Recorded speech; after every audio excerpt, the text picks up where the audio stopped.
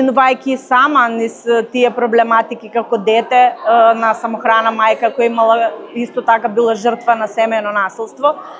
Лично сум засегната и поттикната, знаејќи ја народски кажано маката на таквите жени, за да се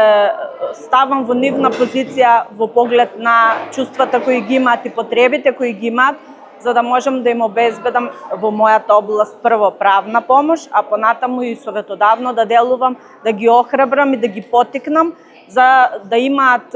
надеж и да преземат активности за да си го подобрат животот и да имаат посветла иднина. На локално ниво би требало, согласно практичното искуство со кое се соочуваат жртвите, да се обезбеди